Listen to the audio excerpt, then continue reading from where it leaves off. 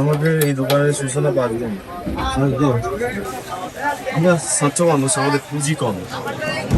পুঁজি কমের ভিতরে আমরা মনে করেছি যে এই ব্যবসায় আমাদের জন্য কল্যাণজনক, পারফেক্ট।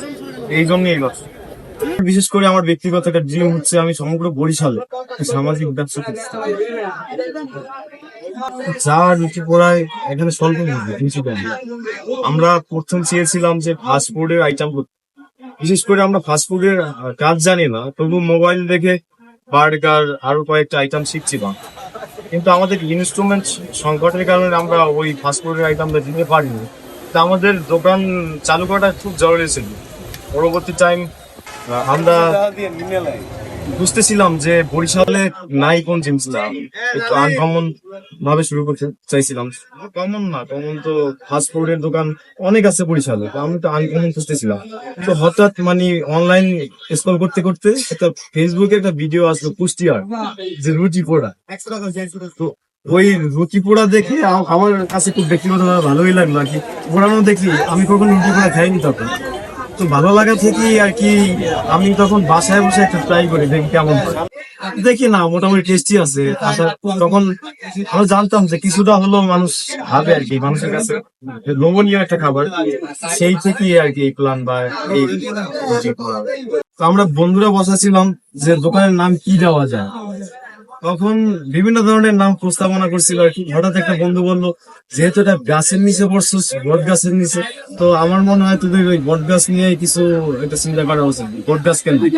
তো বট গাছ কেন্দ্রিক চিন্তা করতে করতে অনেক নাম প্রস্তাবনা করলো, বট বৃক্ষ, বট ফুল, বট ফল। সর্বোপরি আমাদের সার্বজনীন ভাবে বট ফলটা আমাদের খুব ভালো লাগছে। তো তখন সেই চিন্তা থেকে বট ফল এর সূচনা আর কি, বট ফলের নাম করা।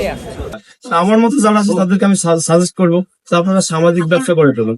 সামাজিক এমন একটা ব্যবসা যেখানে মানে ব্যবসা কম, কল্যাণ বেশি, যেখানে কল্যাণ বেশি হবে মানুষের। আর এই সামাজিক ব্যবসা আমার, বিশেষ করে আমার ড্রিম, তো আপনাদেরও ড্রিম হোক যে এই শহরে, বরিশাল শহরে আমি সামাজিক ব্যবসার জাল বুনবো, যে জালে প্রতিটা মানুষ, প্রতিটা সামাজিক মানুষ থাকতে যাবে, আবদ্ধ থাকবে, যে জাল থেকে বিকল্প যাওয়ার প্রয়োজনই মনে করবে না, যাবে কিভাবে। তো আমি সকলকে সাজেস্ট করবো, সকলের জন্য। আমি সফল না, সবে 5 দিন আমার দোকানের বয়স। আমি সফল হতে পারি কিনা জানি না, হয়তো ব্যর্থ হয়ে যেতে পারি।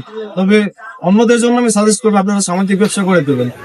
হয়তো যদি সামাজিক ব্যবসা করতে পারেন, তবে আমার মতো অনেক শিক্ষার্থী বা আপনার মতো অনেক শিক্ষার্থী ফর্ম পূরণের জন্য টাকার অভাবে বা সেশন ফি দেওয়ার অভাবে বা এই শহরে থাকার অভাবে আর গ্রামে ফিরে যেতে হবে না, হয়তো তারা লেখাপড়াটা শেষ করে যেতে পারবে। তো একটাই রিকোয়েস্ট করবো বা আপনাদের উপদেশ না, সাজেস্ট করবো, আপনার সামাজিক ব্যবসা করে তুলুন।